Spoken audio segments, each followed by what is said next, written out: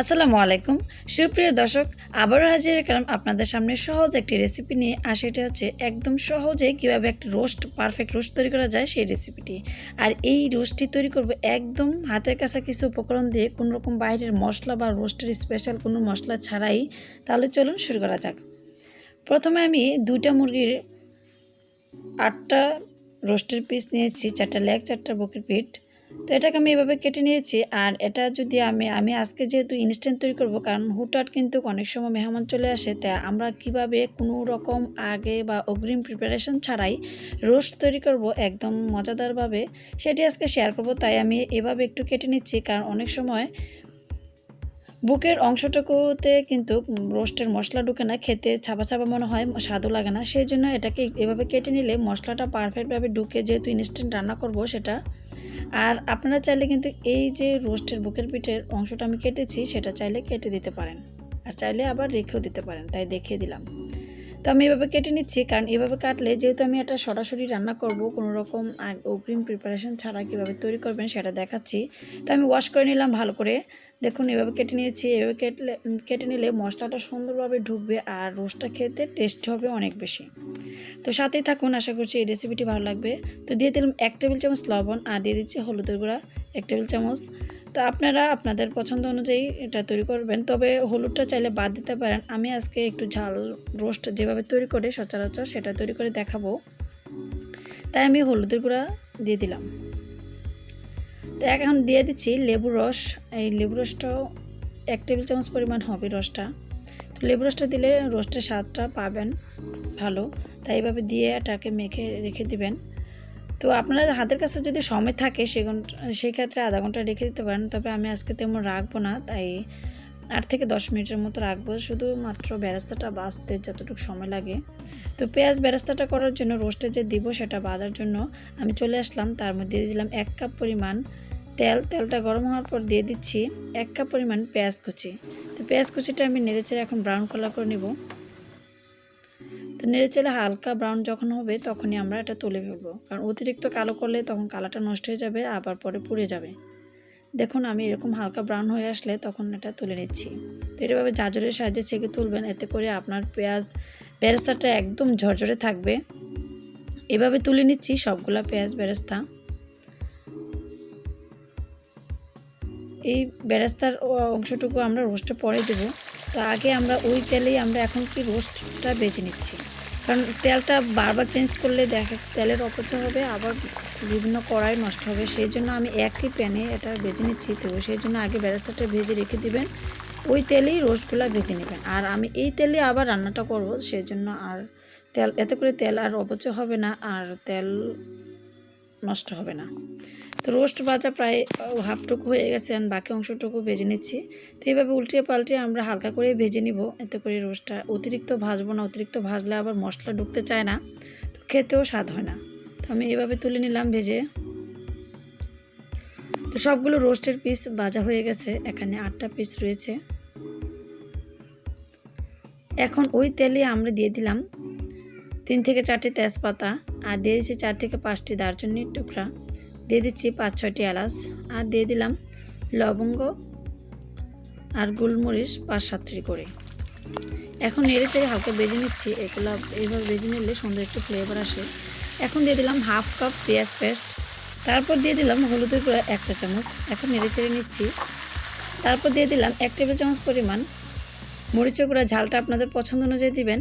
দিয়ে দিলাম 2 টেবিল চামচ পরিমাণ রসুন পেস্ট। আমি আজকে একটু ঝাল রোস্ট করব, এটাই সাধারণত খেতে ভালো লাগে।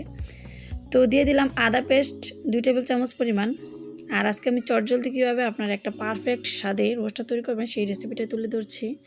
দিয়ে দিলাম ধনিয়া গুঁড়া 1 চা চামচ, আর গরম মশলা গুঁড়া 1 চা চামচ, ভাজা জিরা গুঁড়া 1 চা চামচ।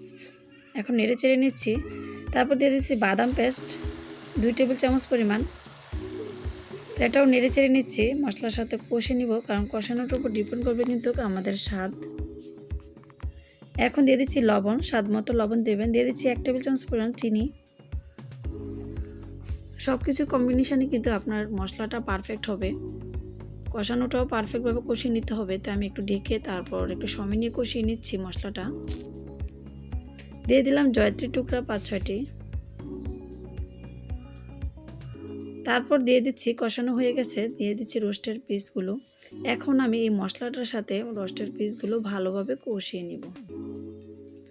এতে করে রোস্টের ভিতরে সুন্দরভাবে মশলাগুলো ঢুকবে আর খেতেও স্বাদ হবে। তো একটু সময় নিয়ে এই কাজটি করব, এতে করে আমার রোস্টটা পারফেক্ট হবে। কারণ রোস্ট রান্নার পরে কিন্তু অনেক সময় রোস্টের ভিতরে মশলা টশলা ঢুকে না, সেক্ষেত্রে স্বাদ হয় না। এটা হচ্ছে দিয়ে দিলাম দই, টক দই। টক দইটা অ্যাকচুয়ালি আমি একটু আগে দুধ আর একটু কুসুম গরম দুধের সাথে লেবু রস দিয়ে রেখেছিলাম, সেটাই জাস্ট আর যখন রোস্টগুলো মেখেছিলাম। আর দিয়ে দিলাম দুধ পরিমাণ মতো। তো আমি কিন্তু আজকে কোনো রকম পানি দেবো না, কারণ হচ্ছে দুধটা অলরেডি পানি দিয়ে বাচ্চাদের জন্য যেভাবে জাল করি সেটাই আছে, ওইটার থেকে দিয়ে দিলাম। এই জন্য আমি আর পানি দিলাম না, শুধু সরাসরি দুধটা ঢেলে দিলাম, যেহেতু দুধটা পাতলা রয়েছে। তো আমি এখন একটা বলক আসা পর্যন্ত অপেক্ষা করেছি। তো এখন উল্টিয়ে পাল্টিয়ে দিচ্ছি, কারণ একটু উল্টিয়ে পাল্টে না দিলে নিচেরগুলো দেখা যাচ্ছে মশলা বেশি করে ঢুকবে, উপরেরগুলো আবার ড্রাই থাকবে। তো এখন এই অবস্থায় লবণ টবণ চেক করে নিতে পারেন, যে অবস্থা যেরকম পছন্দ করেন লবণ আর মরিচটা সেই অনুযায়ী দিতে পারেন। তো ঢাকনাটি খুলে আমি এখন দিয়ে দিচ্ছি টমেটো সস। এটা সম্পূর্ণ অপশনাল, তবে এটা দিলে একটু টেস্ট হয় আর কালারটাও সুন্দর আসে। তো এখন উল্টে পাল্টে আবারও অপেক্ষা করব, এখন ঢেকে দিব। তো এভাবে রান্নাটা করবেন, অবশ্যই আপনাদের রোস্টও অনেক টেস্টি হবে। আর এটা কিন্তু একদম ঘরে থেকে কিছু উপকরণ দিয়ে করছি। তো এখন দিয়ে দিলাম কাঁচামরিচ 5-7টি, এতে করে সুন্দর একটি ফ্লেভার আসবে। দিয়ে দিলাম ভাজা জিরা গুঁড়া 2 চা চামচ, এতে করে জিরার যে একটা সুন্দর একটা ফ্লেভার আছে সেটাও মাংসতে ডুববে আর সুন্দর একটি ফ্লেভার আসবে আর খেতেও ভালো লাগবে। তো ঢাকনাতে ডেকে অপেক্ষা করেছিলাম মিনিট 5, আবার 5 মিনিট পরে আবার চলে আসলাম। দেখুন একটা মাখা মাখা হয়ে আসতেছে। তো আমি একটু নেড়ে চেড়ে নিচ্ছি। তো এখন যে পেঁয়াজ বেরেস্তাগুলো ভেজে রেখেছি তার কিছু অংশটা আমি এভাবে উপরে দিয়ে দিচ্ছি, পরে আবার পরিবেশন করার সময় দিব। এখন কিছুটা দিয়ে দিচ্ছি, এতে করে পেঁয়াজ বেরেস্তার যে একটা সুন্দর ফ্লেভার সেটা কিন্তু রোস্টে পারফেক্টভাবে ঢুকবে আর কালারটাও সুন্দর আসবে। দেখুন একটু পরে কিন্তু দেখতে পারবেন এটার কালারটা কতটা চেঞ্জ হয়ে যায়। তো রোস্ট করার সময় আপনারা চাইলে এইভাবে করতে পারেন। আপনারাও কিন্তু ঝটপট এইভাবে করে যে কোনো অতিথি আপ্যায়নে এটা তৈরি করতে পারেন। আর আমার এই ভিডিওটি যারা আমার চ্যানেলে নতুন দেখছেন তারা অবশ্যই চ্যানেলটিকে সাবস্ক্রাইব করে পাশে থাকা বেল আইকনটি প্রেস করে রাখবেন, এতে করে আমি কোনো রকম নতুন ভিডিও দিলে আপনাদের সাথে সাথেই আপনাদের কাছে নোটিফিকেশন আকারে চলে যাবে। তা আমার রোস্ট কিন্তু হয়ে গেল। আমি ঢাকনাটা ডেকে চুলাটি বন্ধ করে 2-4-5 মিনিট পরে এই যে পরিবেশন করে নিচ্ছি।